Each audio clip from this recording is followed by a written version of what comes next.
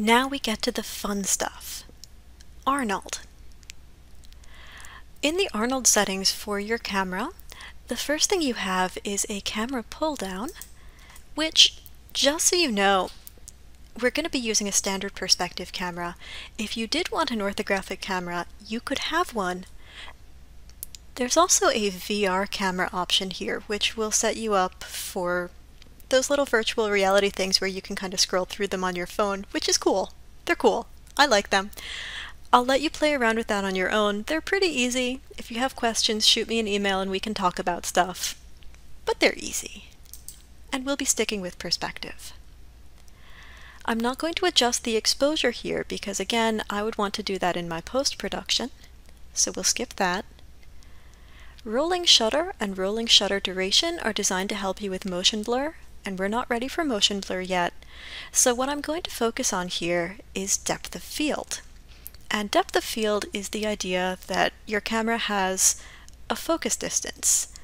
And in that focus distance, things should be in focus. Outside of that focus distance, things should be out of focus or blurred. So before I enable depth of field, I'm going to go back to Arnold and I am going to run an Arnold render. The first thing I'm going to do is here in the Arnold render view, I am going to switch over to my test camera shape.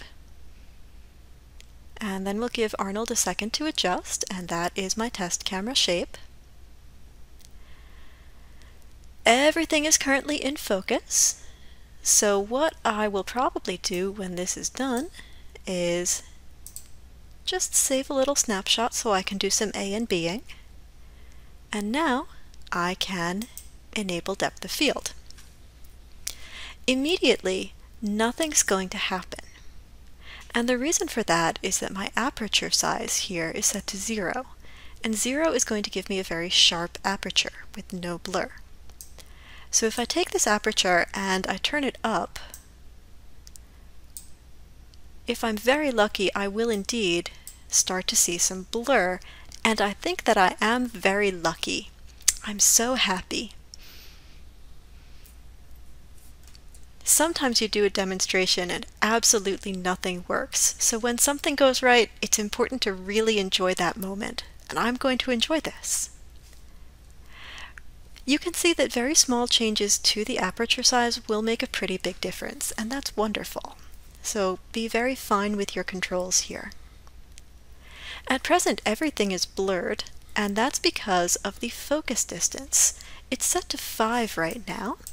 And I can go through and I can guess, maybe if I type in a 20, maybe some of these little chameleons will come into focus, and that would be pretty nice. But with a focus distance of 20, I think I'm getting stuff a little too much in focus. So clearly, what I've got to do is I've got to control the focus distance in a smarter way. There are a couple of ways we can do this. The first is if I go to Display, Heads Up Display, and I turn on my object details, that should give me a distance from camera. So if I click on this little chameleon right here, the distance from camera is 11.448. We'll just remember that number, and now if I type in 11.448, I should get this chameleon in focus and all of the rest of the objects a little bit blurred.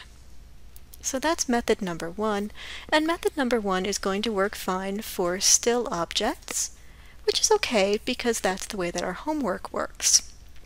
For method number 2, I'm actually going to pause the video here because method number 2 is designed to help with animated cameras or animations. So it's a little bit more complex, but it's also very satisfying because once you've set it up correctly, it's just going to keep working no matter where your camera is, and you never have to type in new numbers ever again. So I'll pause here, and when I come back, we'll do something just a tiny bit complicated, but deeply satisfying.